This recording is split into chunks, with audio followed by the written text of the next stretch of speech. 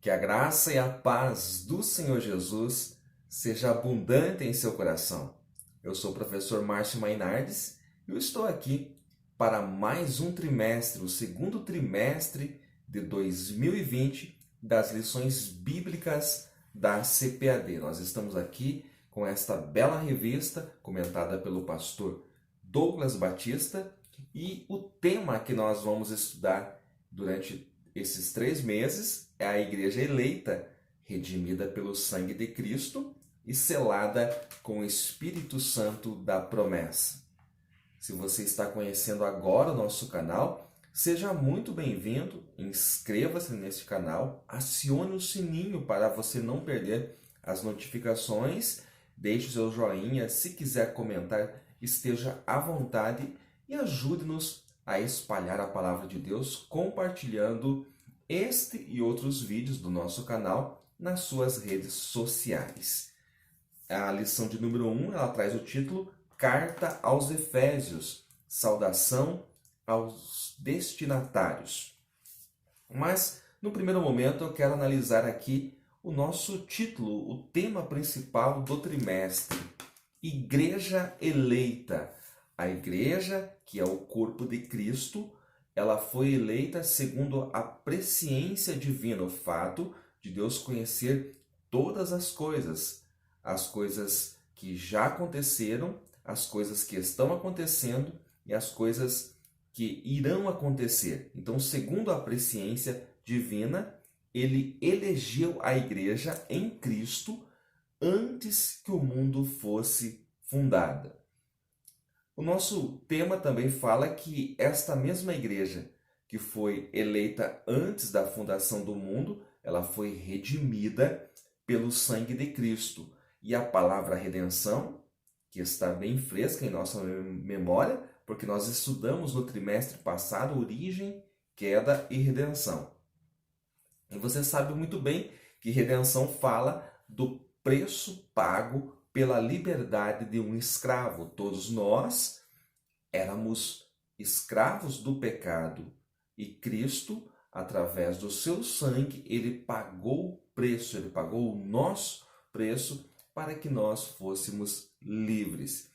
E também esta mesma igreja, que foi eleita antes da fundação do mundo, que foi resgatada ou redimida pelo sangue de Cristo, ela é selada com o Espírito Santo.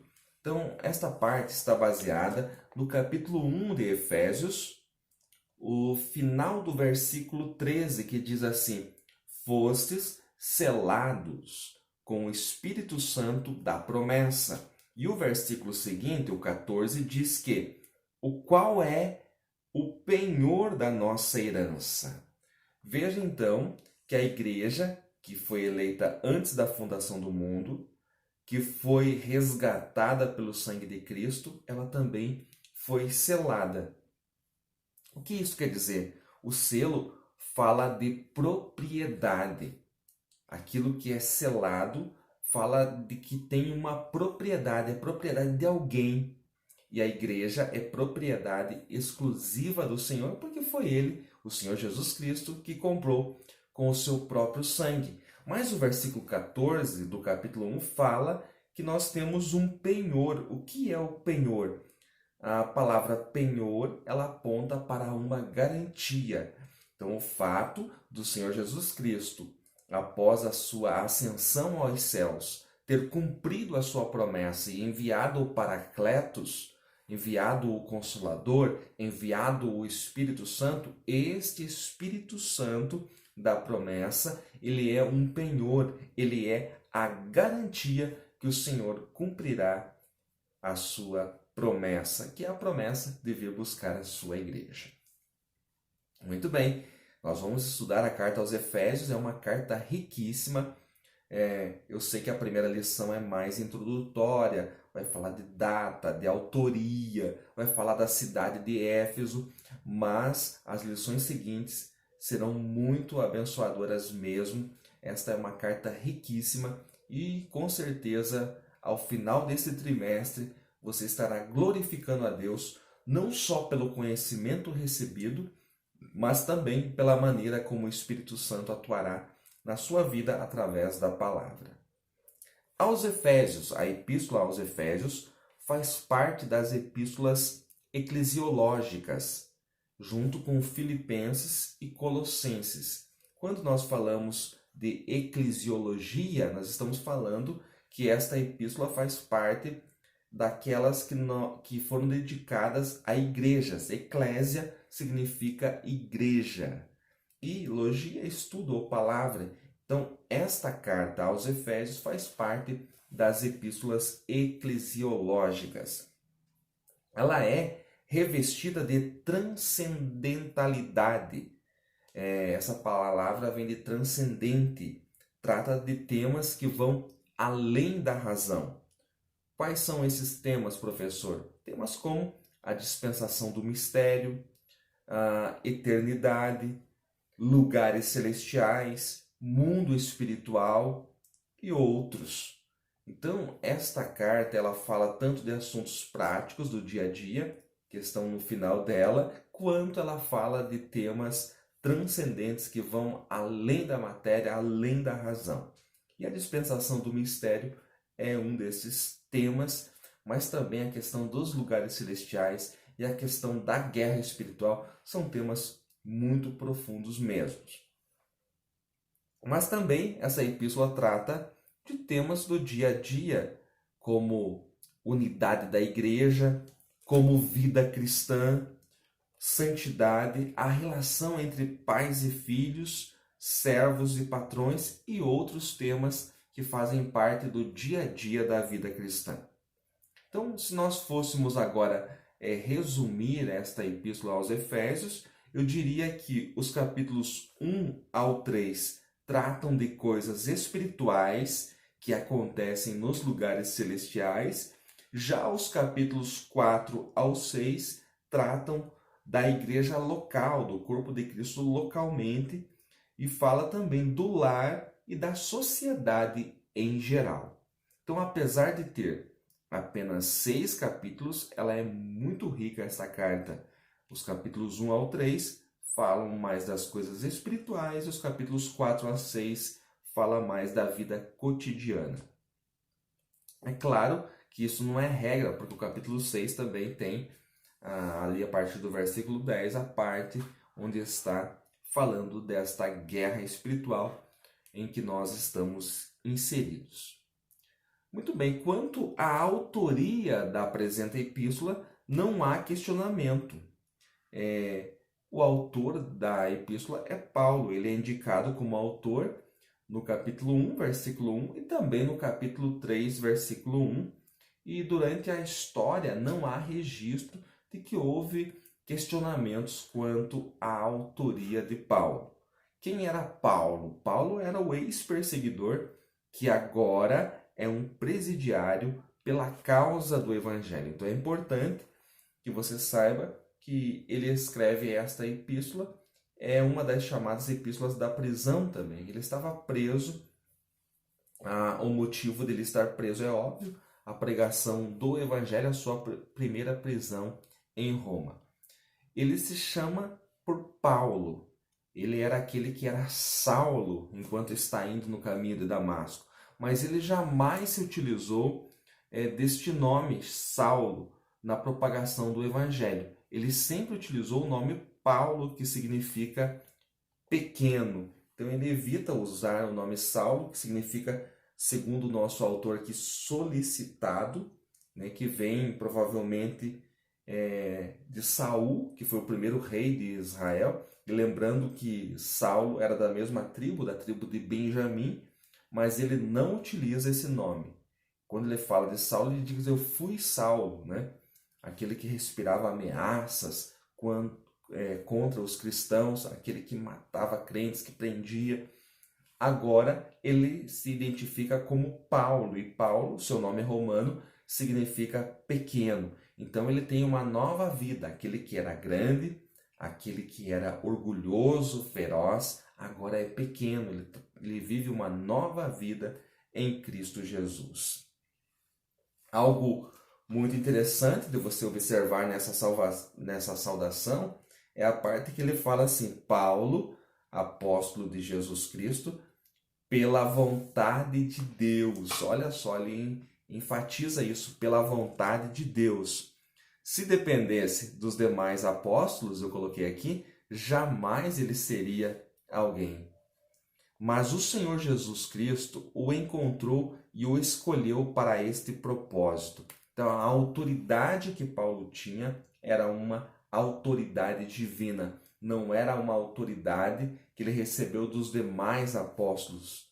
Não, a autoridade de Paulo era divina. Por isso que ele faz questão de falar aqui, pela vontade de Deus, porque muitos não aceitavam.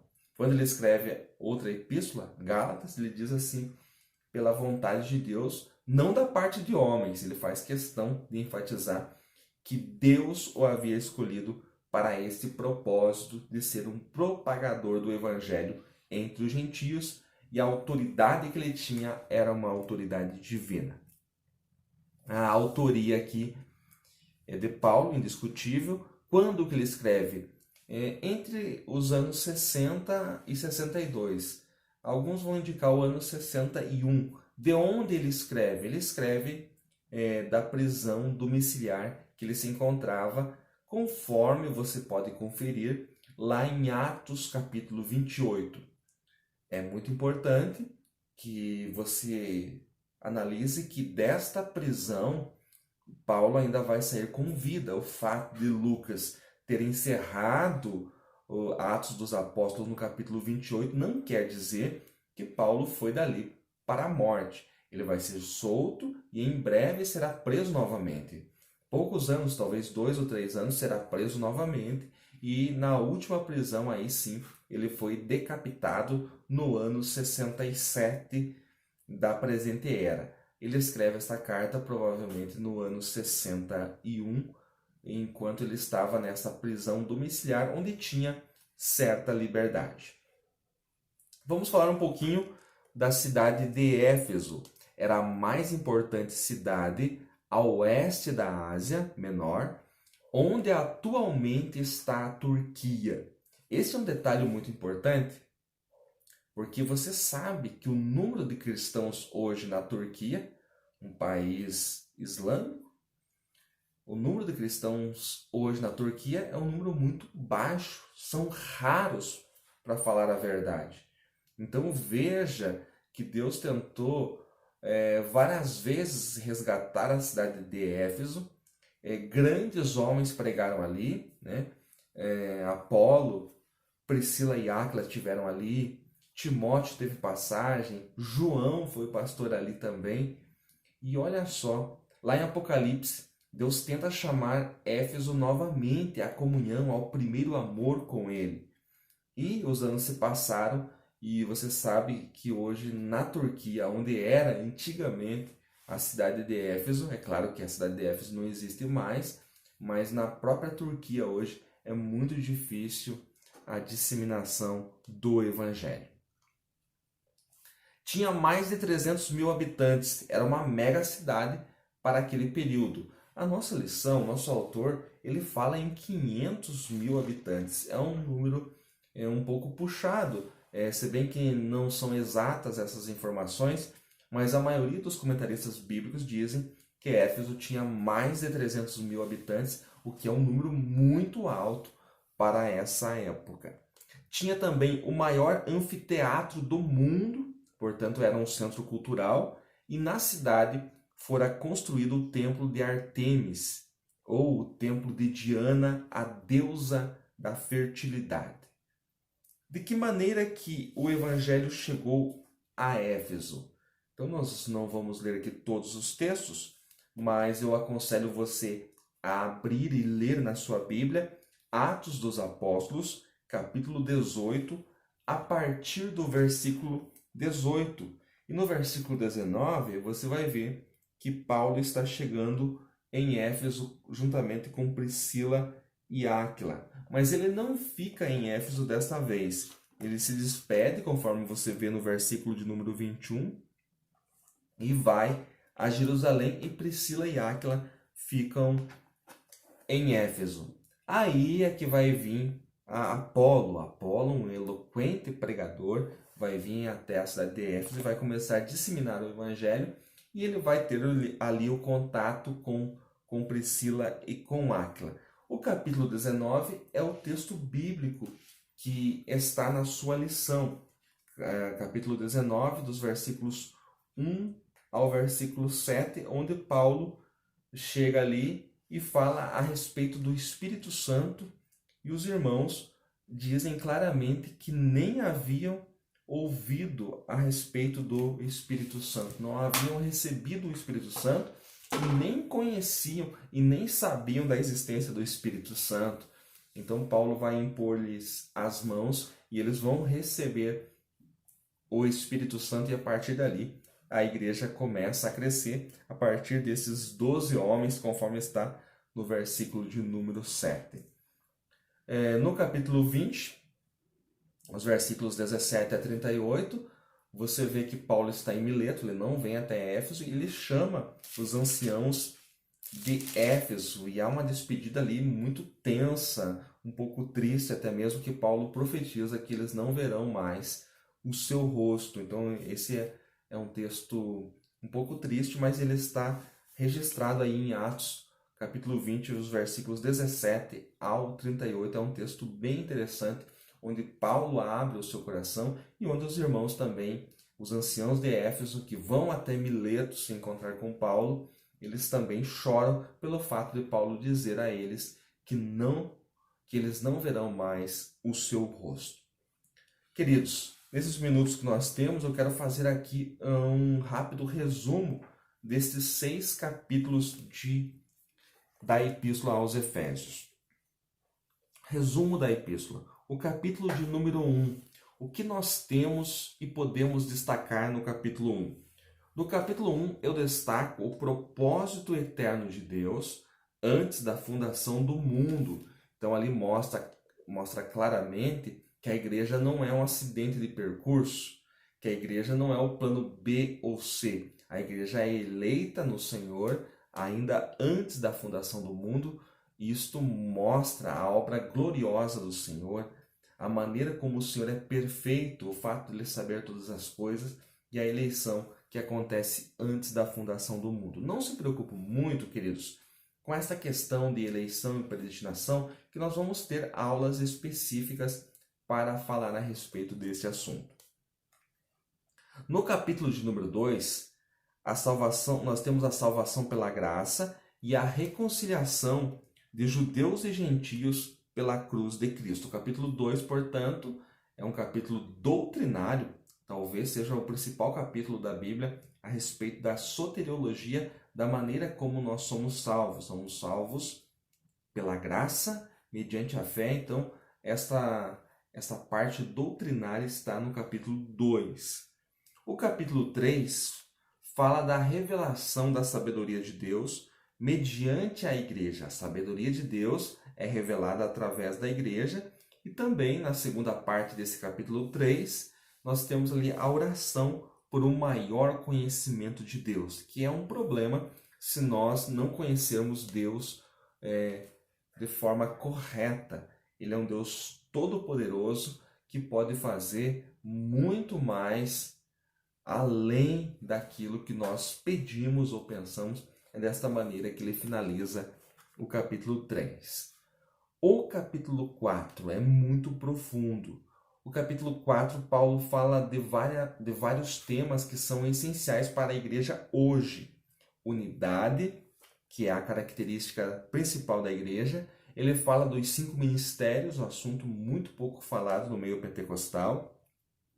Ele fala de maturidade cristã, fala de vida cristã em santidade também. Então, ao longo do nosso estudo, nós vamos explorar aí esses temas. O capítulo 5. No capítulo 5, ele fala de crentes cheios do Espírito Santo e o amor entre Cristo e a igreja como um modelo supremo para os relacionamentos. O capítulo 5 é onde está o versículo 18, que diz: não vos embriagueis com vinho, em que há contenda, mas enchei-vos do Espírito Santo. E também ele fala a respeito do amor entre os homens e as mulheres, só que no final do texto você vê que ele não está falando só de casamento, ele está falando de um mistério maior, que é o amor de Cristo pela igreja. Ele está dizendo que os maridos devem amar as suas esposas conforme Cristo amou a igreja e se entregou por ela. É simplesmente fantástico esse capítulo 5.